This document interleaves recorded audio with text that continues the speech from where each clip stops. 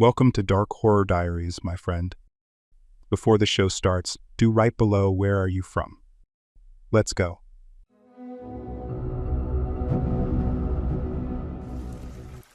I never thought I'd end up in a place like this. Out in the middle of nowhere, where the only thing between me and total silence was the wind pushing through the trees. But I needed the job. The ad had been simple. Caretaker needed for an off-season lodge. Room and board provided. Must be comfortable with solitude. It wasn't exactly a dream position, but after months of rejection letters and dwindling savings, I didn't have the luxury of choice. So I packed up and drove out to Black Hollow Lodge, a massive structure built decades ago, tucked deep into the Pennsylvania wilderness. The place had been a retreat once, catering to artists and wealthy eccentrics who wanted to commune with nature. But those days were long gone. Now, it sat empty most of the year, its windows dark, and its halls silent. I met the owner, a man named Richard Calloway, just before sunset. He was old, with watery eyes and a thin, precise voice. Not much to it, he told me, leading me through the main hall. Keep the place clean. Make sure no pipes burst. The generator's a little temperamental, so be mindful of that. He handed me a ring of heavy keys. No one comes up here in the winter. No one's supposed to. That last part stuck with me. Not expected, but supposed to. I almost asked what he meant, but Calloway had already started for the door, eager to leave before night fell. I watched as his car disappeared down the only road leading in or out, leaving me alone with the wind and the sprawling, empty lodge. The first night was uneventful. I moved through the grand halls, running my fingers over the dust-coated banisters, flipping light switches just to see if they still worked. There was something surreal about being the only person in a space that had once been alive with laughter and conversation. The air smelled stale, and every footstep echoed like I wasn't really alone. By the second night, I started noticing small things. A chair that had been slightly pulled out from the dining table. A door at the end of the hall that creaked open just a little wider than I remembered. I told myself it was my imagination, that I was letting the isolation get to me. But then I found something I couldn't explain. Something that sent a shiver up my spine. In the hallway near my room, written in the dust on the mirror, were 3 words. Let me out. I stared at the words on the mirror, my breath clouding the glass. Let me out. The letters had been traced through the dust, uneven and jagged, like they'd been scrawled in haste. My first instinct was to wipe them away, pretend I hadn't seen them. But my hand hovered inches from the glass, a deep, sinking feeling settling in my stomach. I was alone. Or at least, I was supposed to be. I forced myself to check the doors, the windows. Everything was locked. The only way in or out was the long, winding road I'd watched Calloway drive down yesterday. I tried to reason with myself. Maybe it was an old message left by a previous caretaker. Maybe the dust had shifted, revealing something that had been there for years. But deep down, I didn't believe that. That night, as I lay in bed, I started hearing the noises. It was faint at first, a light tapping sound, like tree branches scratching against the windows. But as the hours dragged on, the tapping grew more insistent. A steady, rhythmic scratching. And it wasn't coming from outside. It was inside the walls. I sat up, heart hammering. The scratching moved, shifting from one side of the room to the other, pausing, then starting up again closer to my bed. Someone, was in there. I grabbed my flashlight and got out of bed, my bare feet cold against the wooden floor. The scratching stopped the second I moved. I pressed my ear against the wall, holding my breath. Silence. Just when I started to convince myself I'd imagined it, a whisper slithered through the dark. I see you. I stumbled back, knocking over a chair in my panic. The flashlight trembled in my grip as I shone it around the room. Nothing. No shadows, no movement. Just my own ragged breathing. I didn't sleep that night. I sat in the corner of the room, back against the wall, staring at the darkness. The scratching never returned. But as dawn broke, I found something new. A long, thin crack running along the baseboard, just wide enough to slip a finger inside. And something had been pushed through from the other side. A tooth. I didn't touch it. The small, yellow tooth sat on the floor like it had been placed there deliberately, waiting for me to acknowledge it. My stomach twisted as I crouched down, the flashlight's beam shaking as I brought it closer. It was real, no doubt about it. A human tooth. I backed away, my mind scrambling for explanations that didn't involve someone watching me from inside the walls. Maybe it had fallen from an old rat nest. Maybe some kid had lost it decades ago, and it had somehow worked its way out of the wood. But I didn't believe that. Instead of running, I grabbed a screwdriver from the kitchen and wedged it into the crack. The wood groaned as I pried the baseboard loose, revealing a narrow, dark gap. The stench of damp rot and something sour hit me immediately. I coughed, waving a hand in front of my nose, but I didn't stop. I widened the gap just enough to fit my flashlight inside. And that's when I saw it. A small tunnel. A space barely wide enough for a person to crawl through, leading deeper into the walls. My breath hitched. Something had been in there. The dust was disturbed, pushed aside by movement. Crumpled food wrappers, old and brittle, were shoved into the corners. Scratches lined the wood. Deep grooves where fingernails had dug in. My vision blurred for a second, my brain refusing to accept what I was seeing. Someone had lived in there. I yanked my flashlight back and scrambled away, heart pounding. The walls felt too close, the house suddenly too small. I needed to leave, get out, tell Calloway I was done with this place. But then I heard it. A slow, deliberate inhale. Not from the tunnel. From behind me. I turned, pulse hammering so hard I thought I'd pass out. The closet door was open, and a pair of eyes, wide and unblinking, stared at me from the darkness inside. I couldn't move. My body locked up, my breath caught somewhere between my throat and my lungs. The eyes didn't blink. They didn't shift or dart away like a startled animal. They just stared. Then, slowly, agonizingly slow, the door creaked open wider. A shape unfurled from the darkness. Long limbs, impossibly thin, like a person stretched too far. A head tilted at an unnatural angle, joints stiff as it stepped forward, bare feet soundless against the wooden floor. The flashlight trembled in my grip. I wanted to scream, run, do something, but all I could do was stare back, locked in place like an animal caught in a trap. The figure took another step, and then it smiled. A slow, cracking grin that split its face like an old wound reopening. The breath I'd been holding finally escaped in a ragged gasp. My legs snapped free from their paralysis, and I bolted. I didn't think, didn't plan, just ran. Down the hallway toward the front door. But the floor shifted beneath me. Something underneath the boards moved. A hollow thump, a scraping sound like hands dragging along the wood from inside. My ankle caught on the uneven floor, and I crashed forward, my flashlight clattering away. I rolled onto my back, scrambling to push myself up. But the thing was already there. It was faster than it had any right to be. It crawled out of the closet on all fours, moving like a spider, its head too low, arms bending at unnatural angles. My stomach flipped as I scrambled backward. Who? Who are you? My voice was barely a whisper. The thing tilted its head, as if considering the question. And then it answered. I live here. The voice was wrong. Scratchy and dry, like dead leaves rustling together. My hands found the fallen flashlight, fingers shaking as I raised it again. The beam landed on its face. It wasn't just a stranger. It was Mr. Webb, or what was left of him. His skin hung loose, his eyes sunken deep into his skull. His clothes, tattered and stained, clung to his skeletal frame. But worst of all was his mouth. That awful, stretching smile, exposing jagged teeth.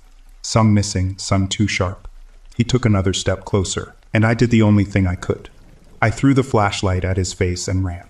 I didn't look back. I couldn't. If I did, I might see him gaining on me, those two long limbs carrying him across the floor in a way no human should move. My feet pounded against the wooden planks, breath ragged as I sprinted down the hallway. The door.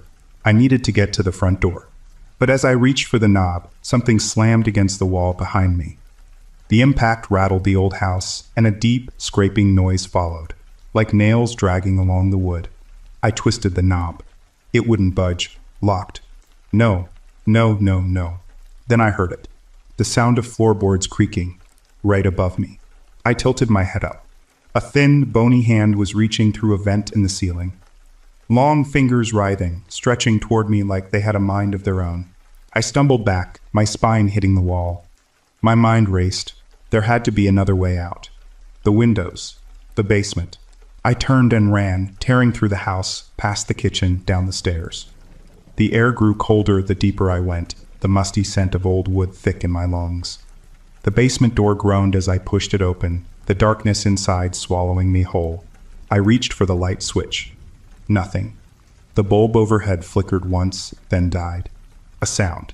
Something shifting in the shadows. I wasn't alone down here. I fumbled in the dark, hands outstretched, searching for anything I could use. My fingers brushed against a toolbox, and I grabbed the first thing I found. A rusted hammer. My pulse pounded in my ears as I backed against the wall, forcing myself to stay still, to listen. Silence. And then, tap, tap, tap. Not from the stairs. Not from the walls. But from inside them. A whisper followed, curling through the dark. I never left. Something slammed into me from behind, and the world turned to black. I woke to darkness. A thick, suffocating kind. My head throbbed, my thoughts slipping in and out of focus like a radio struggling to find a signal. I was lying on something hard, my cheek pressed against rough wood. Then I heard it. Breathing. Slow, steady, deliberate. Not mine. I pushed up on shaky arms, my fingers searching blindly. Wood. Narrow space. A wall. I wasn't just in the basement anymore. I was inside the walls. A sharp inhale. Too close. The sound of fabric shifting, bare feet brushing against wood. He was here, in this space with me. I held my breath, forcing my body to go still. My eyes adjusted just enough to make out the faintest outline of movement ahead. Mr. Webb, hunched and twisted, his gaunt face barely visible in the dim light filtering through a vent. He was watching me, waiting. I gripped the hammer tighter. Think, Grace. Think. Then I remembered. The gas line. Slowly, I shifted, inching my way through the narrow passage. Webb stayed still, his head tilting slightly, as if he could hear my heartbeat rattling against my ribs. I bit down on the inside of my cheek to keep from making a sound. There, the gas pipe. I reached out, fingers brushing cold metal, feeling for the valve. Webb moved. A sharp hiss of breath. He lunged. I twisted the valve open. The scent of gas hit me immediately, sharp and nauseating. Webb snarled, his thin hands grabbing at my wrist, fingers digging into my skin like claws. I swung the hammer. Metal met flesh with a sickening crack. He reeled back, hissing through his teeth. I didn't wait. I scrambled toward the basement's opening, shoving at a loose panel of wood, squeezing through as the passage filled with gas. I burst into the open space, lungs burning, ears ringing. My hands fumbled through my pocket. The matchbook. Webb's voice slithered from the dark. You can't leave me, Grace. I struck a match. The flame flickered once. Then I tossed it in. The explosion ripped through the walls, the blast throwing me forward as fire erupted behind me. I hit the ground hard, rolling, coughing. Smoke filled the house, curling along the ceiling like fingers grasping for something unseen. Then the screams started. High-pitched, inhuman wails echoing through the walls as the fire consumed everything inside them. I stumbled to my feet, crashing toward the front door. This time, it opened. I ran. By the time the fire trucks arrived, the house was already collapsing. The walls caved in, flames licking hungrily at the remains. And yet, no sign of Webb. No body pulled from the wreckage.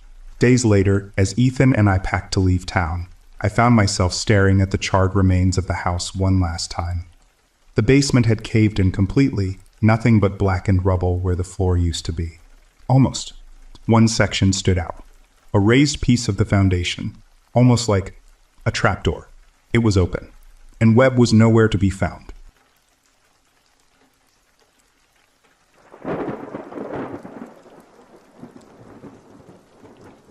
I think my neighbor is going to kill me. 3 months ago, someone strange moved into the apartment next to mine. I've lived in this apartment for about a year, and I always thought it was a safe and comfortable place to live. It's the kind of place where parents let their kids play outside after school and neighbors are always willing to lend a hand. I've always lived a boring life. Ever since getting out of school and moving out on my own, it's always the same day in and day out. I wake up to the dreadful screeches of my alarm clock, already exhausted. I go through the mundane morning routine of brewing coffee when I'm still half asleep, and doing the bare minimum to look presentable and keep up with personal hygiene. I go from my dull, boring apartment room to an even more dull and boring office job, where I spend 90% of the time playing solitaire or something on my computer. I go home feeling drained, and God forbid I have to run any errands before I can go home and lay on the couch to watch mind-numbing TV shows while eating whatever leftovers I have in the fridge. Day after day, the cycle just repeats. There's no denying how much of a recluse I am. I almost embrace it. So having apartment 106 at the end of the hall, with no one occupying the one next door, was ideal to me.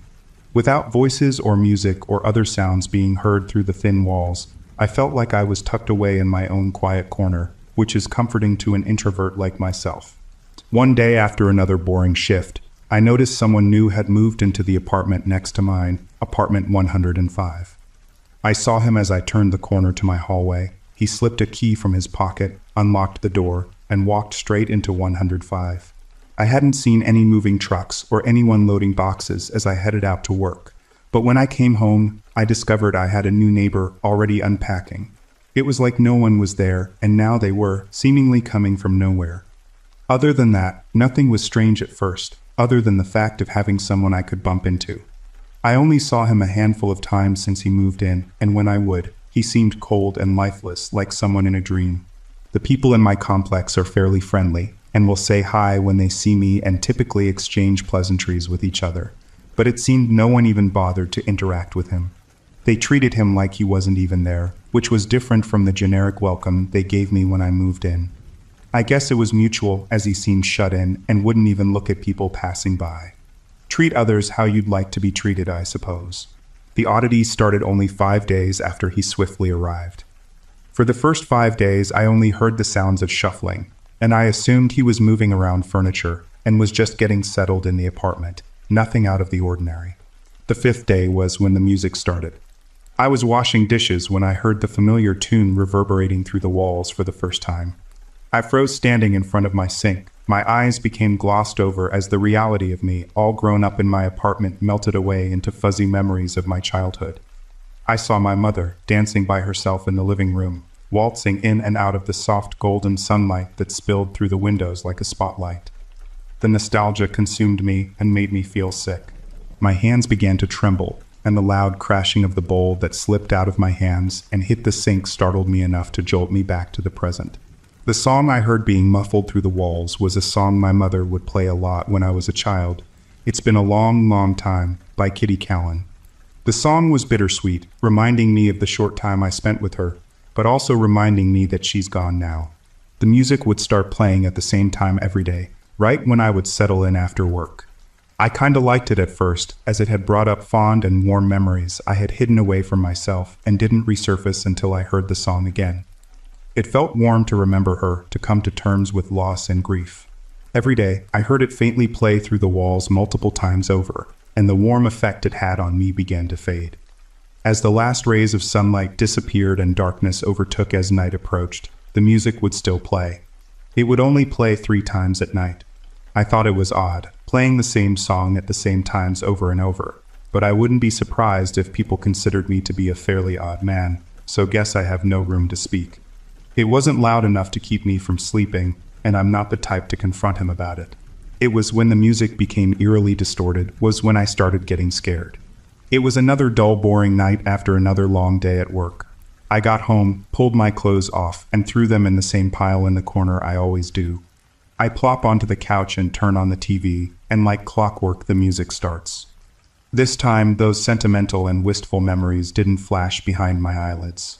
This time, it had the same flat effect on me as everything else did in my bland, monotonous surroundings.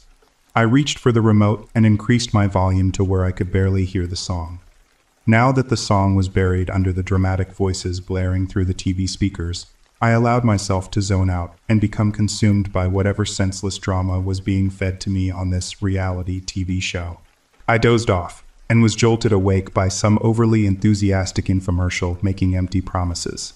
Still slumped on the couch and my eyelids half open, I switched off the TV. I was just about to let myself drift off to sleep again, but something wouldn't let me. Something kept me up, waiting for me to become aware of it again. That's when I realized that it didn't stop. My eyes darted to the clock on the microwave, the time 11:32 illuminated in green. This sent a chill through me. It always stopped after the 3rd loop, but 5 hours after it started and the song was still playing. I sat up, eyes wide open but staring at nothing in particular. I listened to the music intently, but it didn't sound the same it always had. It sounded like the record had been warped and scratched, like the record had been bent, producing a wobbly sound with more pronounced stutters. All my senses zeroed in on the sinister feeling of the distorted sounds, and that is when I heard it. A short burst of a petrifying scream cut off by the sound of a moist, meaty thud followed by silence. The world went quiet after that, the only sound being that dreadful deformed tune ringing in my ears. The sounds I heard that night must have put me in some sort of catatonic state. I couldn't even recall going through with my nightly routine. I must have been on autopilot or something. I snapped out of it as I was laying in bed, not tossing and turning, but laying completely still staring up at the ceiling. I contemplated calling the cops that night, but I couldn't work up the courage. I racked my brain of the possibilities of what I heard, or what I thought I heard. What if I was wrong? But also, what else could it have been? The thought of the gruesome events that could have occurred just a couple feet away from me that night, only separated by a shared wall, sent chills down my spine and left me paralyzed in fear. But I didn't want to look like an idiot and have the man living next to me thinking I'm a nosy, paranoid nuisance of a neighbor, so for the sake of sleep and my sanity, I convinced myself to brush it off. Maybe his TV speakers were better than mine, and I had mistaken a movie for real life. Shit, I even thought it could have all been in my head.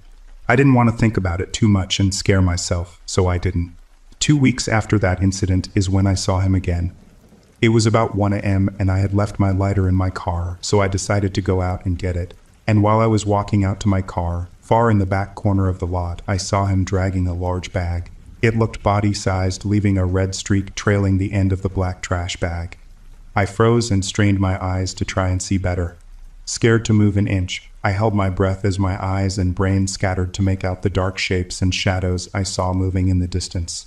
The whole scene made me feel uneasy, the sounds of the bag dragging along the concrete, and the faint squelching sound as he lunged and gave the bag another pull. My eyes were still glued on him. I stood there paralyzed in fear. I started to feel lightheaded, and I lost my balance and stumbled backwards. He stopped, the bag slouched to the ground as his head slowly rotated toward me. Even in the thick darkness, it seemed as if his eyes pierced through it, pointing straight toward me. I turned around and started walking back to my apartment, feeling his eyes on the back of my head the entire time. I got back to my apartment and locked the bolt and the chain and tried going to sleep. Every time I would close my eyes, I could see his beady eyes staring back at me. There was no denying something was going on, but I couldn't bring myself to do anything about it. What if I got in trouble for taking so long? I just couldn't do it. The fear was too great, and I just wanted to forget about it. I didn't want to be right. The music started again after that night, the sound of the static overwhelming the music itself, the tempo much slower, giving it a haunting sound. When it would start playing, I just sat there and cried, waiting for it to be over. I heard a faint scratching noise on the wall bordering our rooms. It was faint, and I almost couldn't discern where it was coming from. The light scratching turned into a louder scraping sound, the sound of a sharp metal edge. The scraping turned into tearing as I could hear the wallpaper start to tear. At that point, I'm sitting there bawling and overwhelmed with fear and anxiety, knowing I'm next. I was happy to go to work the next morning, just happy to be away from him, somewhere he couldn't hurt me. I drove to work with an uneasy feeling. I felt like I was being watched. I almost crash my car when I see him staring at me with the same glare, wearing the same greasy wife beater and stained jeans. He was on the side of the road, just staring like a predator stalking his prey. I finished up work and walked out of work uneasy. I checked my corners before fully exposing myself from them and sprinted to my car. I drove back home more anxious than usual, not knowing where he could have been. I finally made it back and parked as close to the hallway as I could, closing the distance between my room and the car.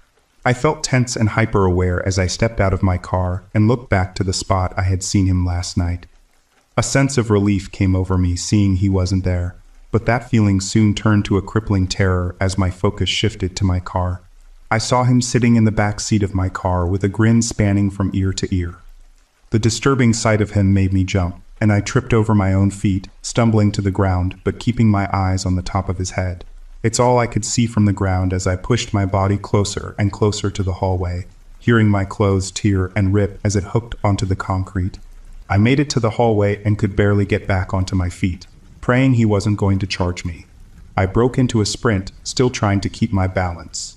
I made it to my door and started feeling for my keys. I checked each and every pocket and don't feel the sharp ridges of them. My heart was racing faster than it ever has. My keys must have fallen out of my pocket or something when I fell to the ground. I turned my head and the reflection of my keys caught my eye as I glared down the hall. Without thinking, I sprint to the end of the hall and grabbed them. Once the car was in my view, I noticed he wasn't there anymore. I didn't waste any time getting back to my room. Barreling down the hall, I unlocked the door, got in my room, then shut and locked the door. The moment the last lock latches, he started pounding on my door, the noise echoing through my small apartment, sending shivers through my entire body. At this moment, I know I can't wait any longer. I didn't care if I was wrong about it. I needed to call the cops. I reached in my pocket and struggled to get it out while he was banging at my door.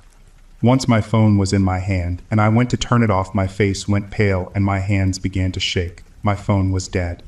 Without hesitation, knowing time wasn't on my side, I rushed to my room and put it on the charger. The second I plugged it in, the banging stopped and the music started. It was louder than ever, filling my ears with a haunting, slow tune barely recognizable from the song I once loved. The melody of the song starts looping. As it loops faster, it got louder, turning into a droning noise as I hear a faint scream that grows in volume, piercing my ears and tickling my brain. I sat there shaking and crying.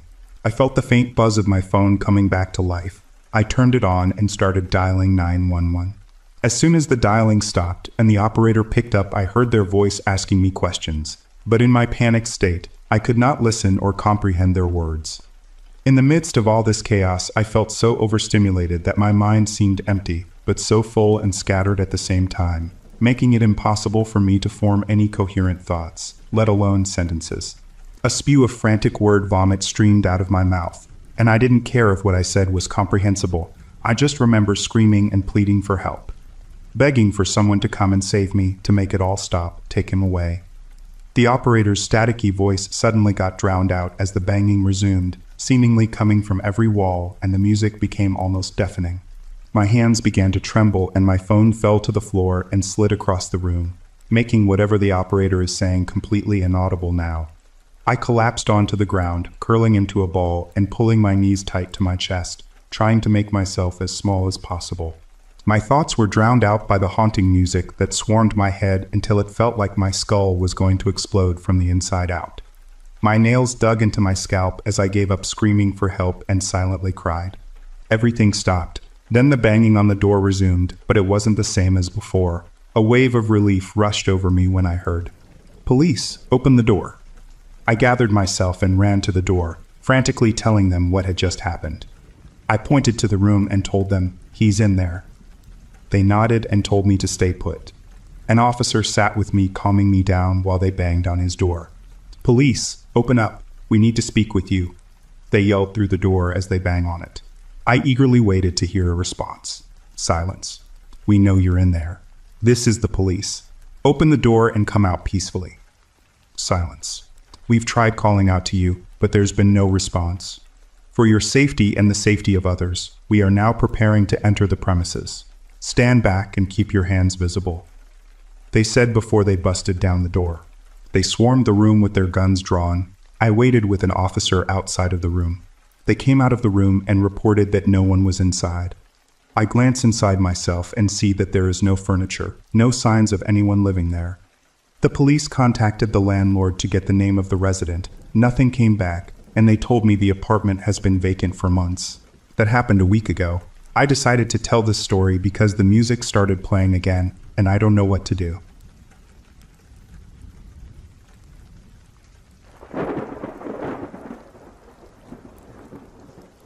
Megan and Chris had dreamed of a quiet life for years. After years of city noise and relentless schedules, they finally found it. An old house nestled at the edge of a large forest in a sleepy, suburban town. The house, a modest two-story with faded white paint and a wraparound porch, seemed perfect. The price was right too, far below what they would have paid for something similar in the city. It felt like an answer to a prayer, a fresh start for their family, a place to raise their 2 children in peace. The previous owner, Mrs. Hargrave, had disappeared under mysterious circumstances a few months prior. The neighbors didn't say much about her, but there was an unsettling tension in the way they avoided the topic. Whispers circled about her odd behavior and the strange happenings that had been reported during her final years in the house. Some said she had been involved in something unnatural, but nothing concrete was ever confirmed. At first, Megan didn't pay much attention to the rumors. The house itself had a calming atmosphere. The creak of the wooden floors, the smell of dust and old furniture. It all added to its charm. It was everything she had wanted, quiet, secluded, and full of potential. For the first time in years, she felt like they had found their place. But then the night started to feel strange.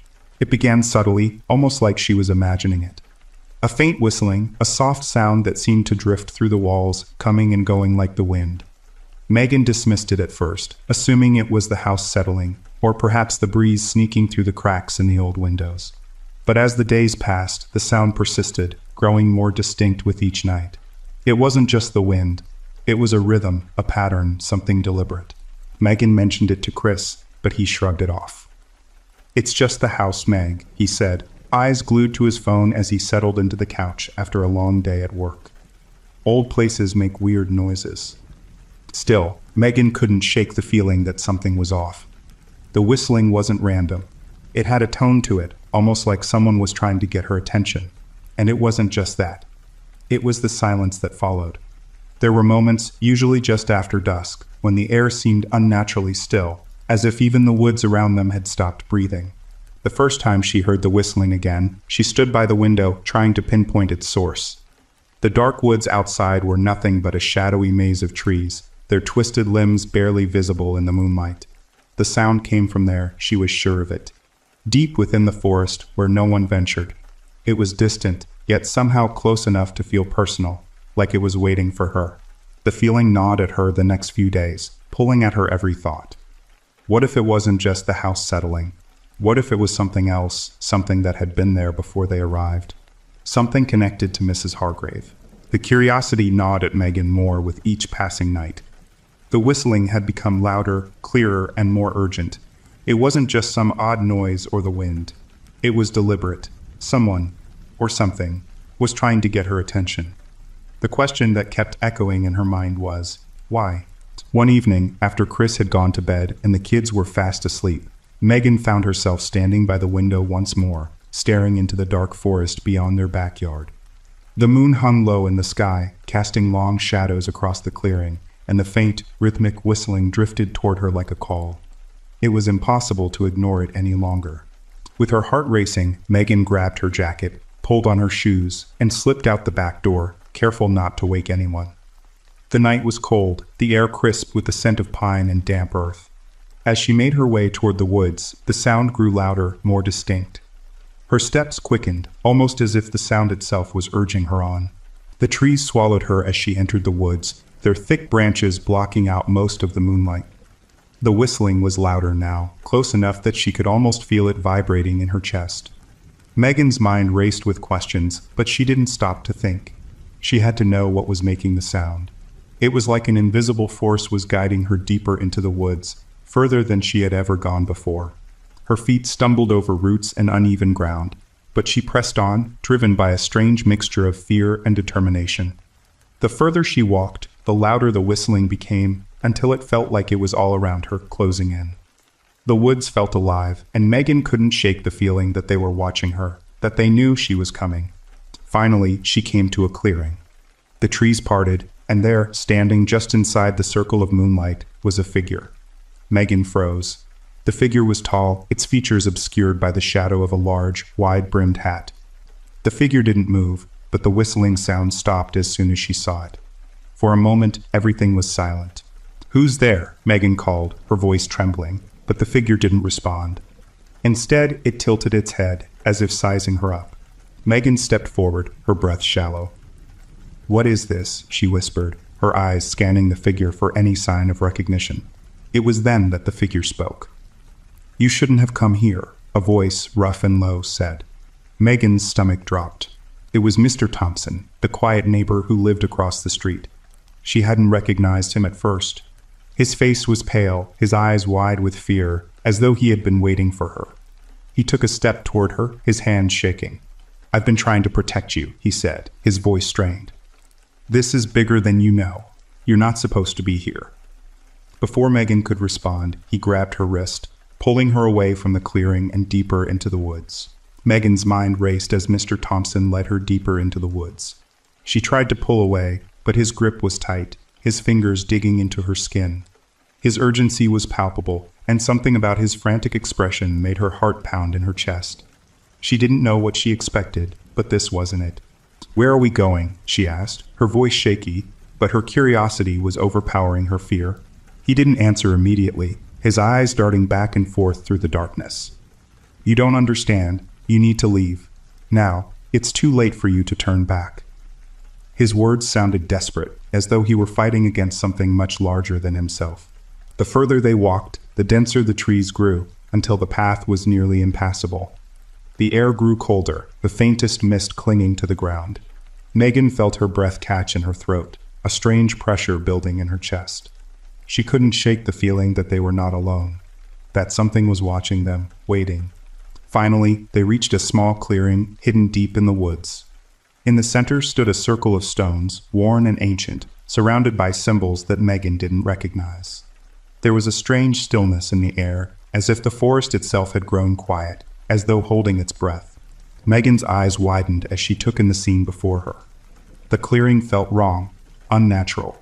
It was as if time itself had been warped here, the earth beneath her feet heavy with dark history.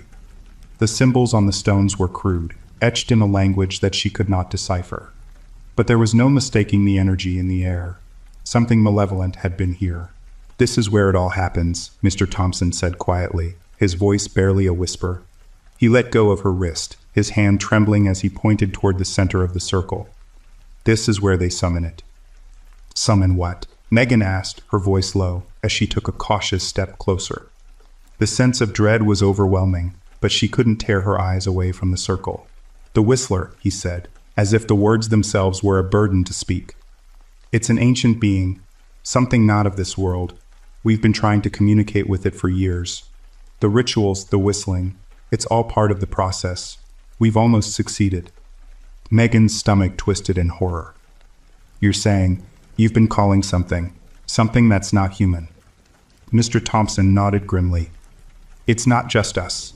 The others in the neighborhood, they're part of it too. People come and go, but we've been here for decades, waiting for the right time. And that time is now." His eyes locked with hers. "You need to leave before it's too late." Megan felt a shiver run down her spine as she absorbed his words. The stories about Mrs. Hargrave, the disappearances, the strange happenings, it was all connected. But what was worse, she realized, was that she was standing in the heart of whatever this was. The Whistler was real, and whatever power it held, it was close to being unleashed. She needed to stop it. Megan's mind was spinning, her pulse quickening with every word Mr. Thompson uttered. The Whistler, a being of such power that it could shift the very fabric of reality. And the cult, this group, they had been building towards this moment for years, drawing closer to their goal. She could see it in their eyes, that fanaticism, the belief that they were on the cusp of something enormous, something dangerous. "What happens if you succeed?" Megan asked, her voice barely above a whisper. She wasn't sure she wanted to know, but she had to ask. Mr. Thompson's face grew even more solemn. "Chaos, destruction. The Whistler has the power to unravel the world around it, to bend time, space, and the very essence of life itself. It's not just a creature. It's a force we can't control." Megan's chest tightened, and she fought to steady her breath. She had to stop them. She had no choice. The town, her family, everyone she cared about was at risk. She could already feel the weight of what was to come pressing down on her. Suddenly, a rustling sound came from the trees, breaking her out of her thoughts. She turned, scanning the dark woods around them. Mr. Thompson's eyes widened in alarm. "They're coming," he muttered, panic creeping into his voice. "You need to leave, Megan, now." But it was too late. From the shadows emerged figures. Silhouettes moving swiftly, gliding through the trees like phantoms. They wore long, dark robes, their faces obscured by hoods. The members of the cult. They had gathered, ready to complete the ritual. Megan's heart hammered in her chest as she took a step back. "I can't leave. Not now. I have to stop this." Mr. Thompson reached for her arm, but she pulled away. You don't understand, Megan. They'll kill you if you try to stop it. They won't let anyone interfere. I'm not leaving, Megan said firmly, her voice strong. You may think you're controlling this, but I won't let you bring it into the world. As the roped figures closed in, Megan's gaze fell upon the circle of stones again. It was as if the ground itself was alive with a terrible energy vibrating under her feet. The air felt thick, charged with something sinister. In the center of the circle, a large stone altar stood, its surface cracked and worn from years of use. A strange symbol was carved into it, glowing faintly in the moonlight. Without thinking, Megan ran forward, hoping to disrupt whatever ritual was about to take place. She grabbed the nearest stone and tried to pull it from the circle, but as soon as her fingers touched it, a searing pain shot through her hand, forcing her to let go. "Stop!" she screamed, her voice desperate. "You have no idea what you're doing." One of the cult members stepped forward, his face obscured by the hood of his robe. "You should have stayed away, Megan," he said in a low, menacing tone. "You've interfered with things you can't comprehend. You've sealed your fate." The circle around them seemed to pulse, the symbols glowing brighter, and Megan realized with horror that it was too late to stop them. The air crackled with an unnatural energy, a palpable tension thickening as the cult members closed in on Megan. She could feel the force of the ritual, its power drawing her in, tugging at the edges of her mind. It was as if the very earth beneath her feet was shifting, bending, and she knew, deep down, that the Whistler wasn't just a myth or a story. It was real. She backed away, her heart hammering in her chest as she scanned the group. Each robed figure was eerily still, their eyes locked on the altar, completely absorbed in the chant that was rising in volume, becoming more insistent. The symbols on the stones flickered, shimmering as though alive, and the air seemed to vibrate with an unseen force. Megan's legs were shaking, but she steadied herself, thinking quickly. If she couldn't break the ritual physically, she would have to disrupt it another way. She scanned her surroundings, searching for anything that could help her stop what was happening. Her eyes fell on a small, sharp rock on the ground, enough to break the chain. But the pain in her hand from before reminded her of the danger. Focus, she told herself, her breath coming out in shaky bursts. She could do this. She had to. Without another thought, she lunged toward the stone altar, her hands shaking as she grabbed the sharp rock. The chanting continued, a chorus of low voices that filled the woods with an otherworldly sound. She could feel it now, the presence of something ancient, something far too powerful for them to control. She swung the rock down onto the altar's surface. A deafening crack echoed through the woods, and the air around them seemed to split. The glowing symbols on the stones shattered, the light flickering violently, and for a brief moment, everything went dark. "No!" someone shouted from the group, but the voice was distant, muffled, as though coming from underwater. The world seemed to stretch, bend, and warp around her. The ground beneath her feet trembled, and the wind whipped through the trees, rustling the leaves in a cacophony of whispers. Then, with a horrifying clarity, Megan saw it. The Whistler. It was nothing like she had imagined. No creature of flesh and bone, no beast of nightmares, but an embodiment of something far more terrifying. It wasn't just a physical presence, but a force, a void. She could feel it, pressing in on her, its shape an endless swirl of darkness, its form constantly shifting. It was as though the world itself was unraveling, fading into nothingness. "No," Megan gasped, stumbling back. The cult members had fallen silent, their eyes wide with fear as they watched the manifestation of the Whistler begin to take shape in the center of the circle. One of them, the leader, stepped forward, his voice trembling. It's here. We've summoned it." But it wasn't just there. It was everywhere. In every rustle of the trees, in the howl of the wind, in the very air they breathed. It was inescapable. A whispering, endless sound. A whistling that filled her ears, her mind, her soul. The Whistler reached out. No, it invaded, wrapping around her like tendrils, its presence suffocating. And with a final, earth-shattering screech, everything seemed to freeze. Then, as suddenly as it had appeared, the darkness began to pull back. The air cleared, the ground stopped shaking, and the forest was once again still. Megan stood frozen, her body trembling with the adrenaline of what had just happened. She turned slowly to look at the cult, who were now kneeling, their faces pale, their eyes wide with fear. The ritual had failed. But the question lingered.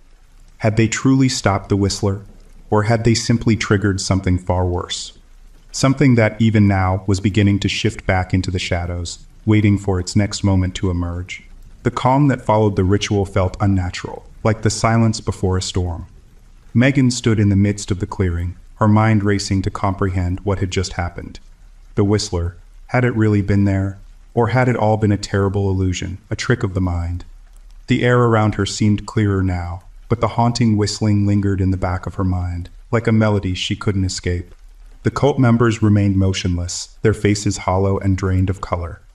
Megan's breath came in shallow gasps as she approached them, her every instinct screaming at her to run, but she couldn't. Not yet. She had to understand what had happened. "Double, what was that?" she whispered, her voice trembling with both fear and disbelief. The leader, a man with a gaunt face and trembling hands, finally spoke. "It was the Whistler. We failed." His voice was barely audible, barely a breath. "We tried to summon it, to control it, but we were never meant to. It's more than we thought, more than we could comprehend." Megan's heart pounded. "So, it's still out there. It didn't vanish, did it? It's just waiting for another chance." The leader shook his head, his eyes filled with terror. "We don't know. We don't know if it's gone or if it's just hiding. But we're not safe anymore. None of us are." Megan's gaze flickered to the rest of the group, their eyes vacant, lost. They were all consumed by the terror they had unleashed, unable to fully comprehend the consequences of their actions. And she knew, deep down, that their failure had only sealed their fate.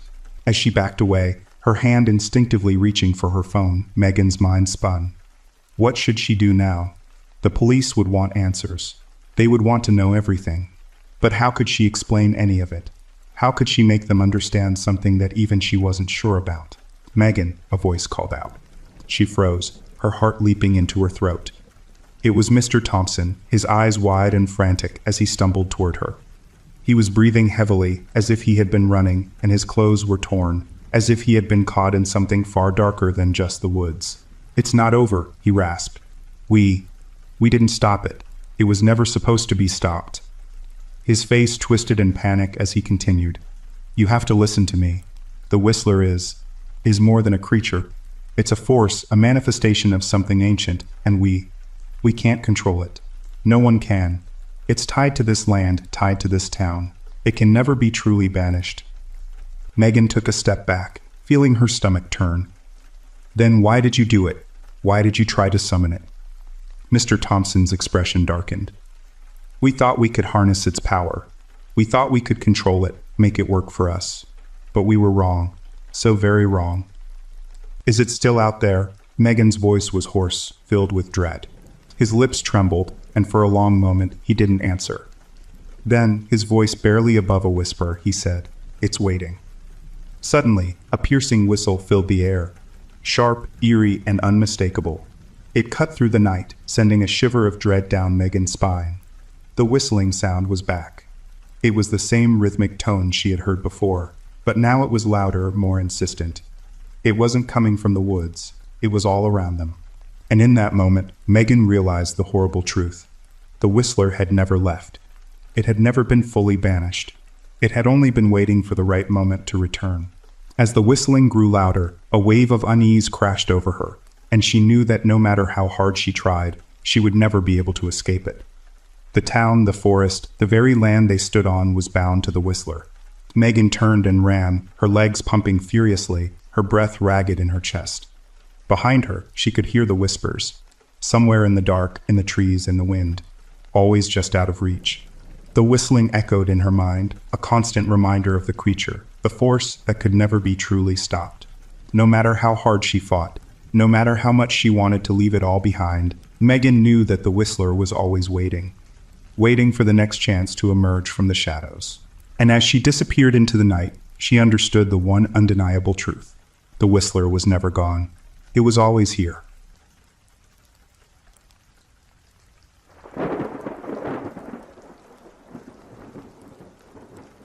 The porch was tidy, a few flower pots vacant for the winter, and a small porch swing swayed gently in the wind.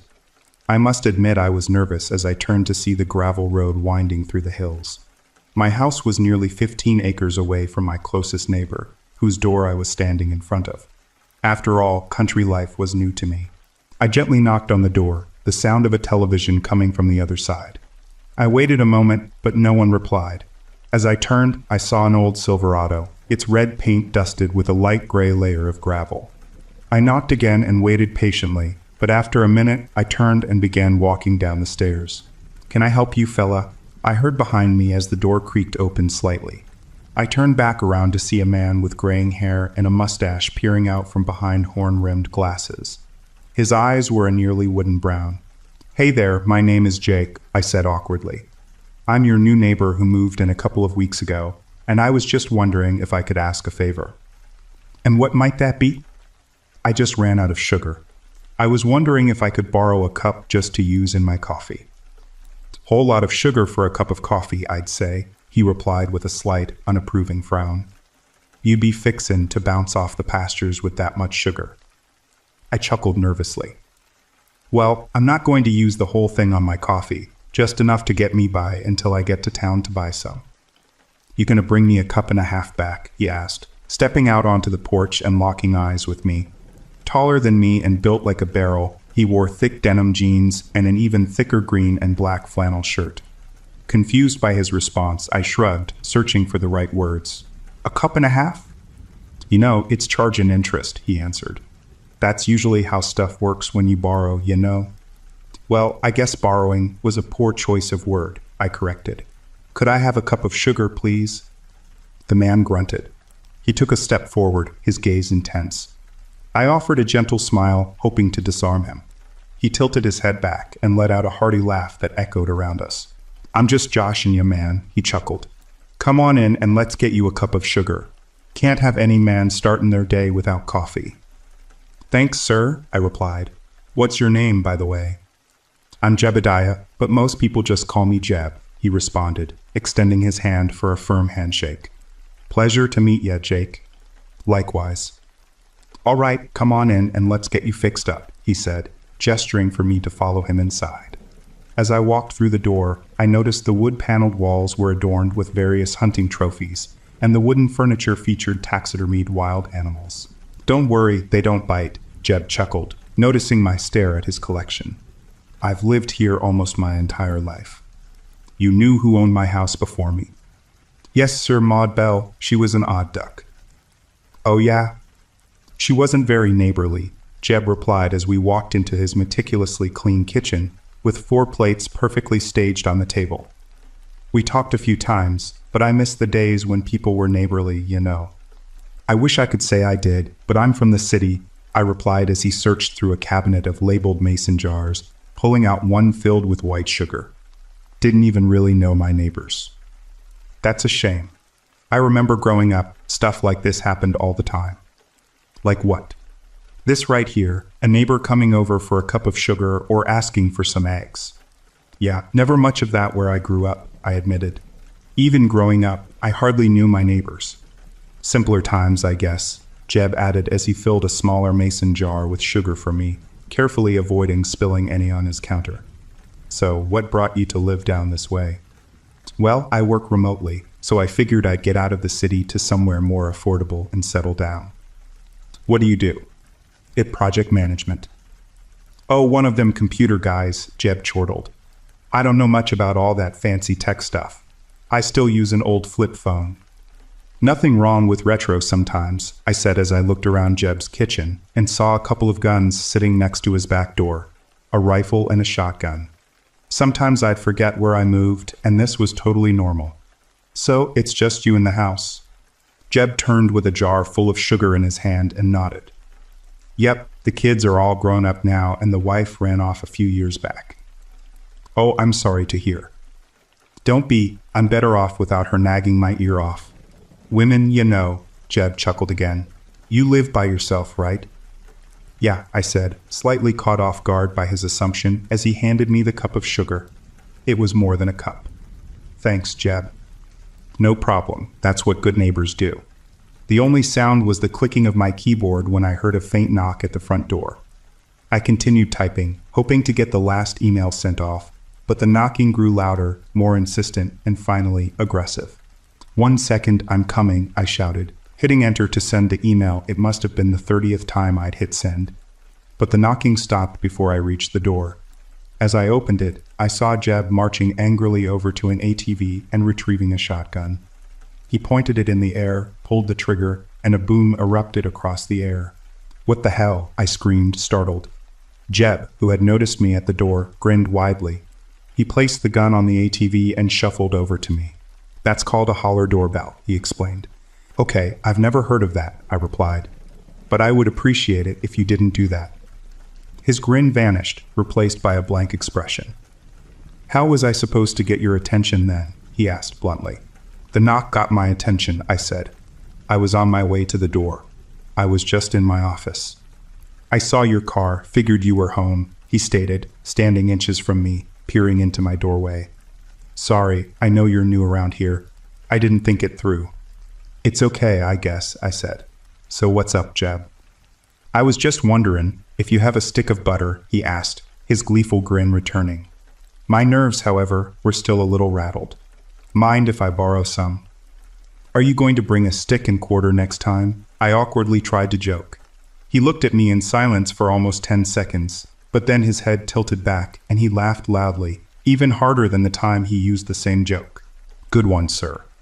"All right, let's get you a stick of butter," I replied, starting to feel a little more at ease as I walked inside. Jeb followed, his eyes darting back and forth as if he was soaking in my house. "Really gave this place a facelift, didn't you?" "Yay, I've owned it for a couple months before I moved in," I answered as we walked through the house towards the kitchen. "It just needed a little modernizing, you know." "By golly, it almost feels like I walked into the future," Jeb chortled, as the two of us stepped into my kitchen. As I opened the refrigerator and pulled out a stick of butter, handing it over to him. "Nothing too fancy, I assure you," I said while handing him the stick of butter. He continued to scan everything around him silently as held on to the butter. "So, got any plans for the weekend?" "Just gonna be watching college games." "Ah, are your kids coming over?" He sneered and said, "They don't come around, Jake." "Oh, sorry, I just thought." "Why would you bring that up?" he asked coldly, his face blank. "Do I ask you about your dumb family?" "Excuse me." "Sorry, I shouldn't have said that," he replied, his grin returning, though it felt unnerving. "All right, well, I am sorry if it feels like I am rushing you out the door," I replied. "But I have to get back to work." "I get it. You got to get back to that fancy moon man job," Jeb said with a hearty laugh. "Thanks for the butter, neighbor." "It's no problem," I said as we walked to the front door. He patted me on the back a couple of times, but something about his eyes when he did it was off, as if he was wishing he was slapping me. "All right, I will see you around sometime." Yay, see you around," I said nervously as I watched him walk down to his ATV. He turned around one last time, giving a big wave with an even bigger smile before mounting his vehicle and revving the engine loudly. I wasn't sleeping well. The sound of ATV engines and wheels kept creeping into my dreams, waking me up. My phone displayed 3:45 a.m. I got out of bed, turning on the light before heading downstairs for a glass of water. I hoped hydrating would allow me to fall back asleep. As I returned to my bedroom, I debated for a moment whether to go back to sleep or simply start my day early. As I walked over to my window, I gazed out at the scenery. It was an adjustment from city life, but I was slowly starting to appreciate the quiet. However, that appreciation was brief as I scanned the field and saw something in the distance. There, standing in the pasture, sitting on an ATV and looking directly at my window, was Jeb. "What?" I quickly turned off my light to feign sleep, but I could hear it. Maybe it wasn't a dream. Could Jeb have been circling my property with his ATV all night? No, that's crazy. But so is sitting in a field at 3:45 a.m. It was a faint, but slow rumble in the distance as I stood frozen in the dark bedroom. It inched closer, each second sending a thudding tremor through my chest. Before I knew it, I heard a knock at the door. A few seconds later, another knock, this time heavier and more aggressive. Maybe he'll think I'm asleep. No, I'm an idiot for even thinking that. He's clearly unhinged. I needed to call the cops, but I didn't want him to see me move, so I did the only thing that came to mind. I crawled, the knocking growing angrier and louder, slowly inching on my knees towards my nightstand to reach my phone. Then came the loud bang. I was stiffly on my hands and knees as glass rained down on me. I looked up to see my bedroom window shattered from the shotgun blast. "Oh, looks like my late-night doorbell might have been a little off-center," Jeb yelled with his hearty laugh. "You blew out my window," I yelled back. "So you are awake?" "Anyone would be awake with an ATV drive-by." "Suppose you're right about that," Jeb responded. "You think I can grab a beer?" "No, it's almost 4 in the morning." "Well, I was going to do some smockin' takes about 12 hours. "I don't care," I screamed. "You shot my window out, and I am calling the cops." It was silent for a moment, giving me the slight bit of hope that my threat to call the police would make him go away. But after another one of his laughs, Jeb said, "That's not very neighborly of you to call the cops." "You shot my window out," I yelled, crawling over to where my phone lay and beginning to dial 911. "Seriously, Jeb, go home and wait for the cops there." "You know how far out we are?" Jeb responded with a cold tone. "We are about 45 minutes away from town. And if you're lucky, just maybe they have a trooper station down at the exit. But around this time, he's usually at the Buck E's watching YouTube videos and eating jerky." "Jeb, I am calling them now," I yelled one more time, but was greeted not by a response but another shotgun blast that shattered the remaining window frame. "I just need a beer, Jake," Jeb screamed. "Hell, I'll even bring you a platter of what I'm smoking." "I don't have any beer." What kind of man lives in the country and doesn't have beer? Me, this guy, the one who had his window shot out and is about to call the cops. "I don't believe you," he shouted. "No, I am actually calling the cops," I shouted back. "Not about that," Jeb hurled back. "About the beer, I know you got one in the fridge." "What?" "I want to see for myself," Jeb screamed. "I want to know if you are just lying and not being a good neighbor." "I am not letting you in," I countered loudly. Fear gripped me as I heard an ATV engine roar to life. Peeking out the window, I braced myself for the worst. Jeb was revving his engine.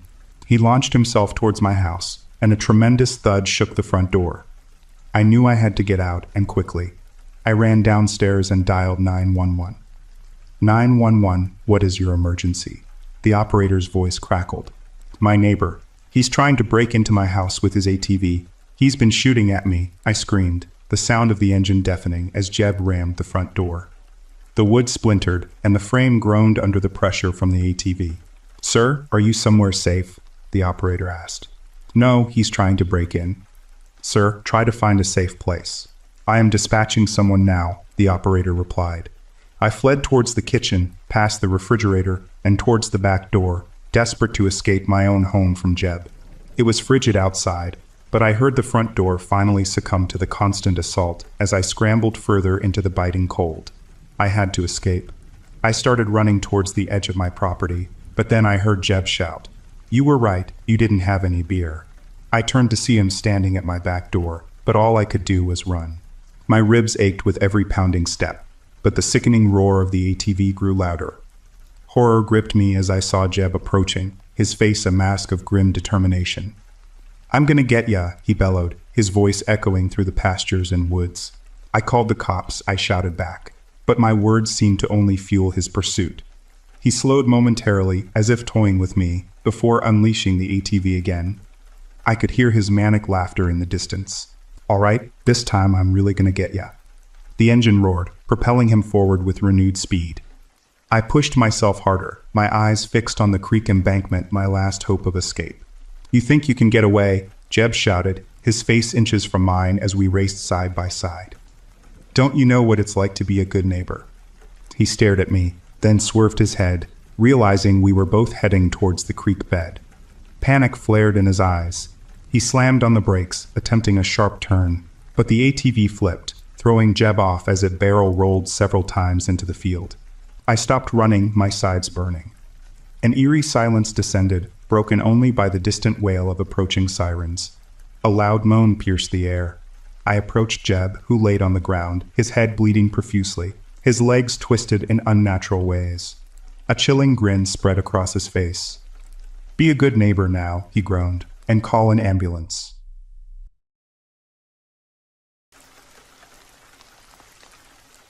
"2017 was the last year my family went on our yearly ski trip.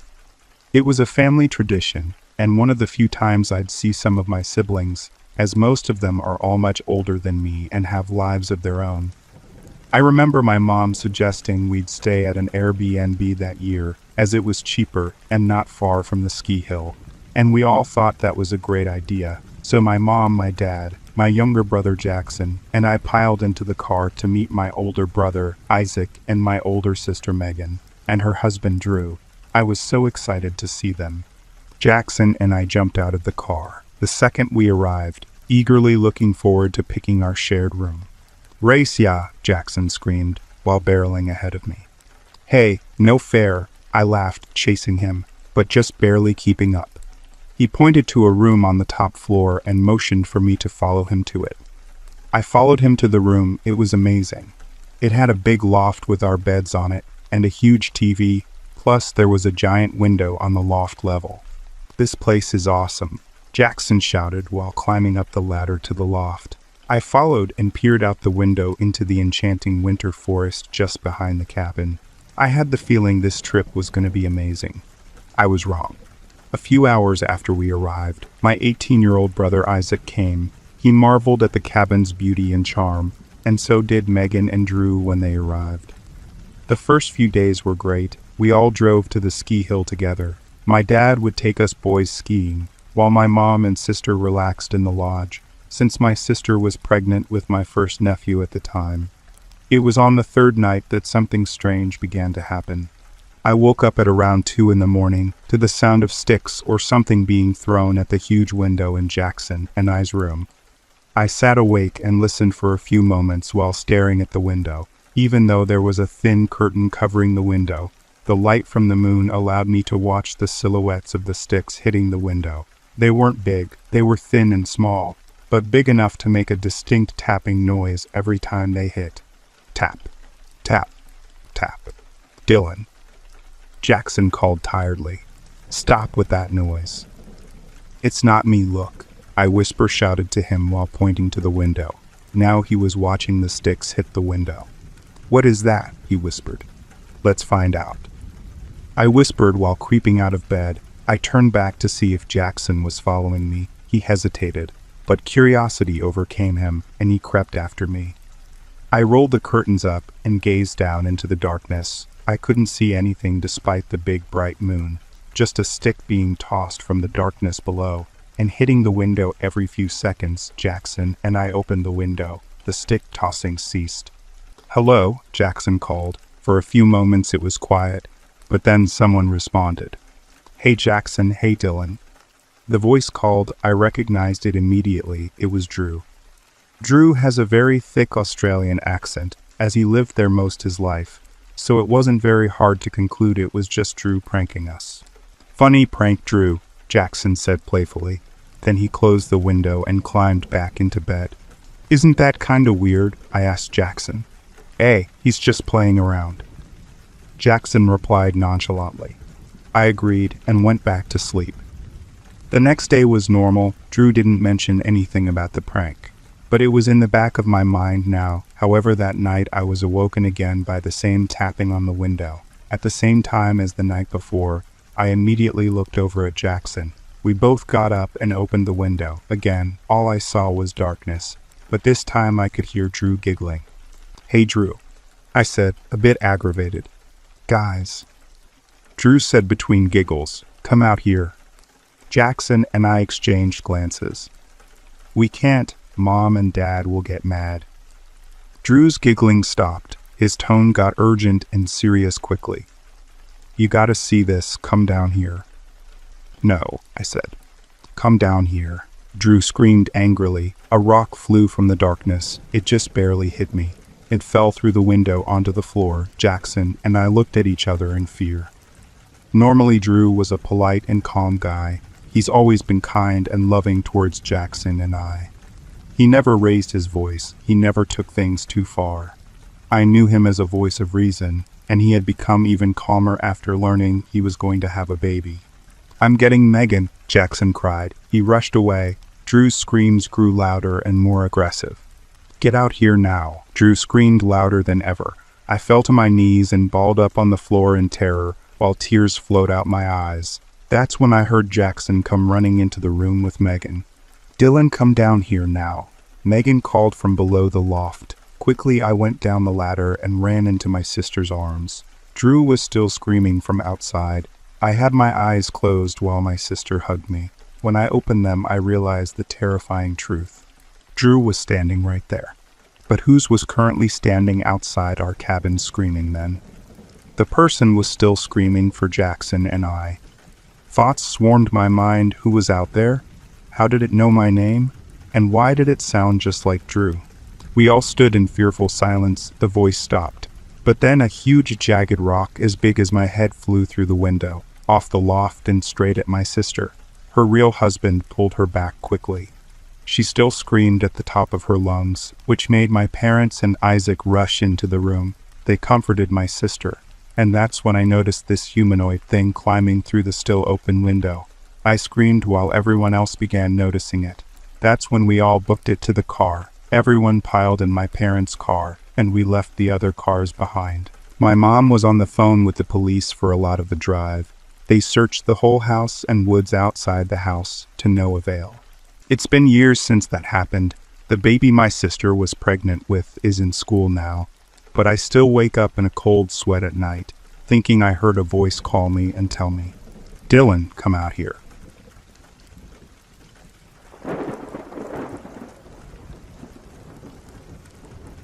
At the end of January 2022, I reserved this place under the search setting "entire cottage." I expected this cottage to be entirely available to us for 2 weeks.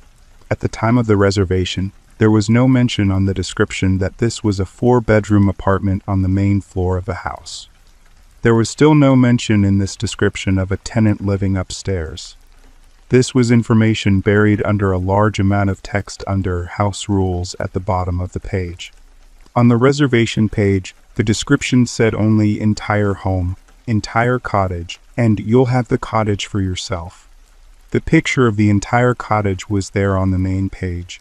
The rental also came up under a search for "entire home." There was no mention in the description at the time of my rental that this was a 4-bedroom apartment on the main floor on a house. After a few days, I accidentally found out on the web, looking for the address from an old sale listing, that the cottage actually has 2 apartments. I went back and searched on the site of the cottage, and I found the house manual, where it was indeed mentioned under a long text about house rules that usually is read just before checking in that there was another apartment upstairs with a live-in tenant. This is not what I wanted to rent for 2 weeks as a cottage retreat. By then, the cutoff for free cancellations had passed by a few days. I contacted the host and told her that unfortunately the cottage is not what I had in mind when I rented, and that I would like to cancel. She said it was fine, and I went on and canceled. Then I asked if she could confirm that I can be fully refunded, given the situation. The host did not answer for 3 days, and then I requested the refund through the Resolution Center. I was charged $1,600 Canadian dollars, although I canceled 23 days prior to check-in date, and the host rented the unit for the majority of the 2 weeks to other people. I canceled 3 or 4 days after the cutoff date, and I explained what the misunderstanding was. I was left with this huge bill for nothing, while the host got $1,600 and rented her cottage for additional income during that time frame. What followed was a 2-month-long exchange with different employees from Airbnb, ambassadors, supervisors, and I was told a manager, although I could not verify that I was indeed talking to a manager. I have asked to escalate the case further at each step. I have now waited for almost another month for someone to contact me to no avail. At all these levels, I was told that the host did nothing wrong, that Airbnb allows for such important information as the type of the house to be under house rules, and that I am to respect the Airbnb cancellation policy, and that Airbnb apologized for the inconvenience being that I am left with this huge bill.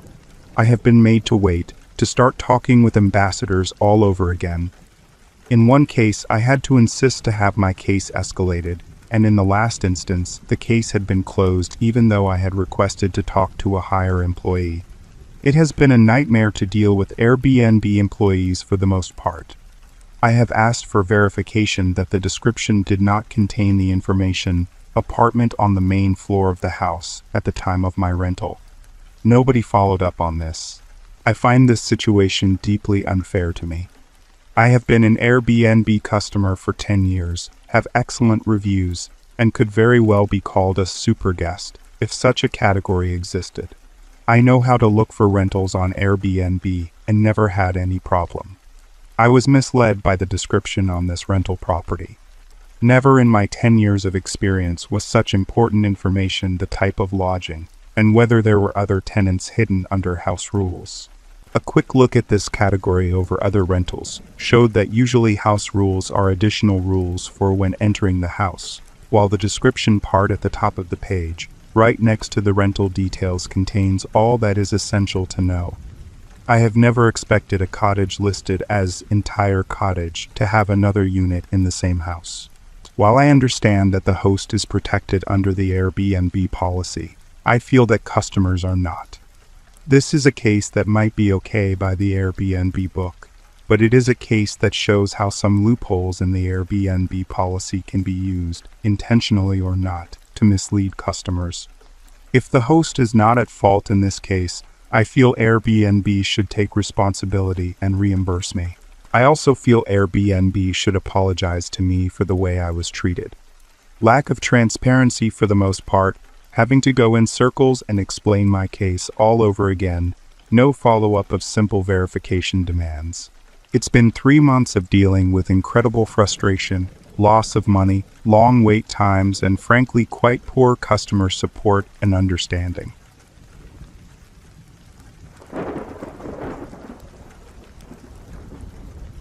More than a month ago, I booked accommodations for my wife and her cousin in San Diego at a property owned by a group called Sonder. Seems they own a lot of properties on Airbnb. About a month before the stay, I changed from my originally booked location called the Baker to one called the Leo. This change was confirmed by Airbnb. The second property had room for 2 and a kitchen. As the check-in date approached, I was concerned as I had not received an email with building and room codes. I contacted the host through Airbnb's message center. They said the emails were going to an email other than my account email, but would not specify which. Red flag #1, so they resent them. I noticed right away that the message referred to the Baker property, not the revised property. I contacted them again. The first agent ended the call as soon as I explained the situation. Red flag 2. I called back and was told that no, the information was correct, and that although it said the Baker on the message, the address and entry codes were for the Leo. I even messaged again and asked them to confirm again because my wife and her cousin were arriving at 11:30 p.m., and I did not want them to have nowhere to go. Turns out that they outright lied.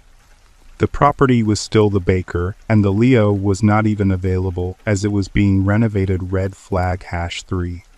Of course, after over 7 hours on the phone trying to figure this out, it is not even possible to find a room at a similar rate in San Diego on such short notice. Sonder won't even respond to my comment, to which they lied outright. Airbnb is working on a solution, but their solution is no refund. The host won't agree and Airbnb protects them. The host will provide a substitute, yes, one that has horrible reviews and is located directly above a loud bar property called the Marin. But don't worry, they will provide earplugs and a white noise generator so you can sort of sleep. I am canceling my Airbnb account as of today.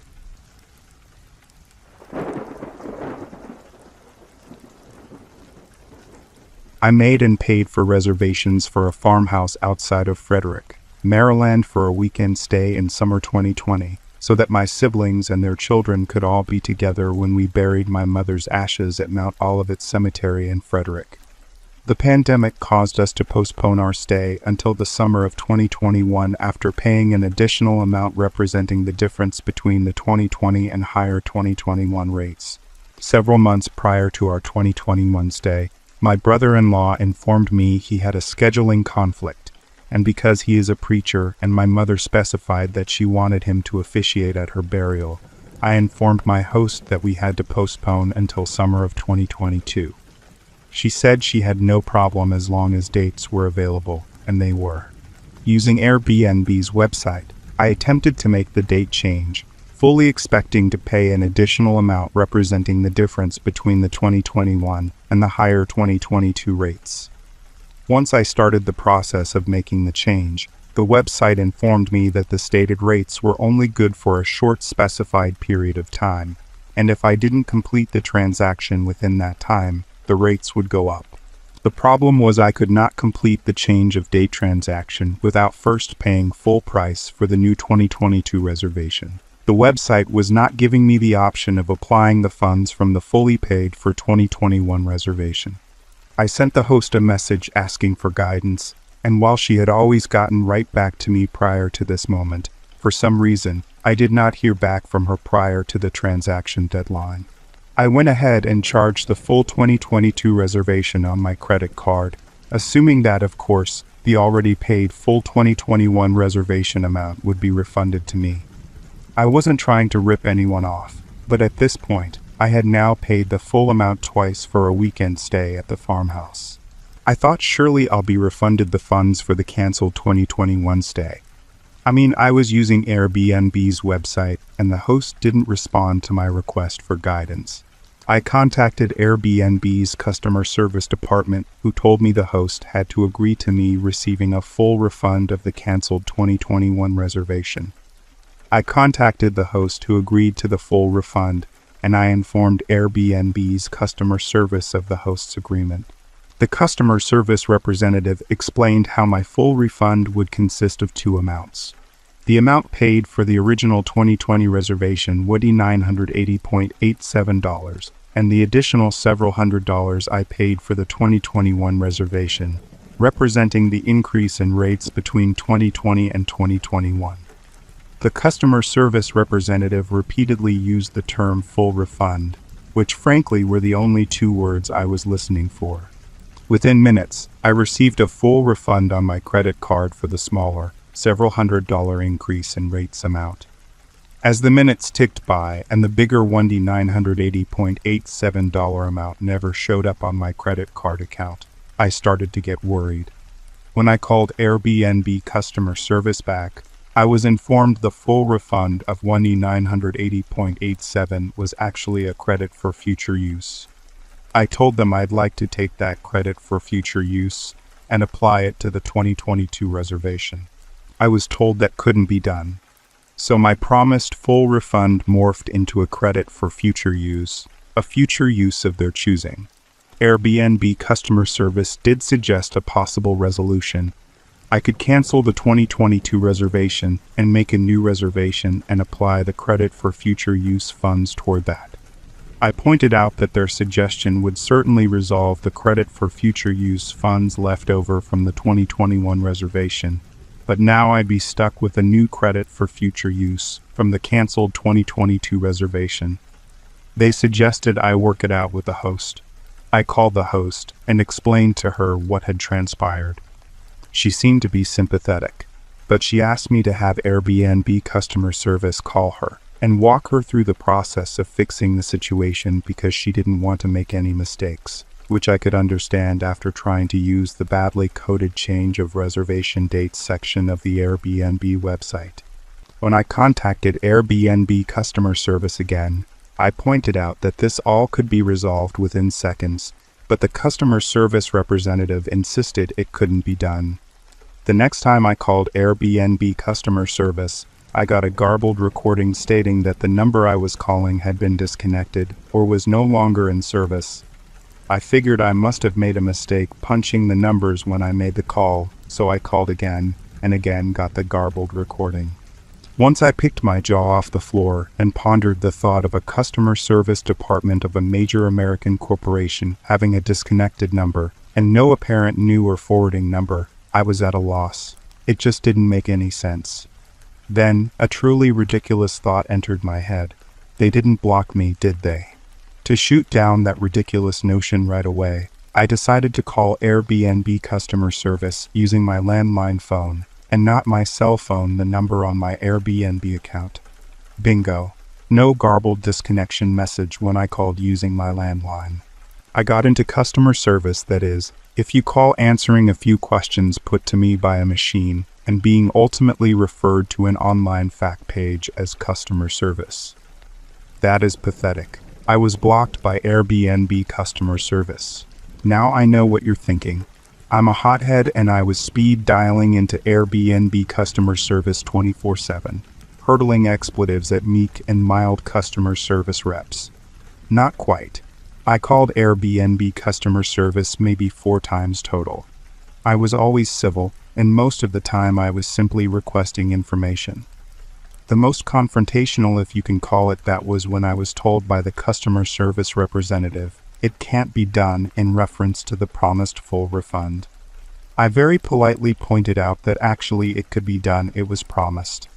A partial refund was accomplished within seconds after the first time I called in, and a full refund of the remaining funds could be done within seconds. So as it stands now, I supposedly have a credit for future use for $1,980.87, even though there is nothing in my account that indicates that. I guess I'd have to contact Airbnb customer service in order to access that credit, except they blocked me.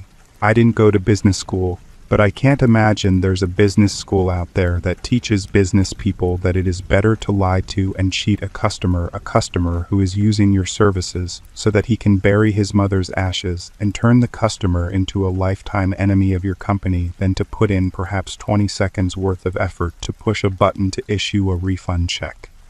Whenever I hear someone utter the word Airbnb, believe me, I let them know of my experience with them.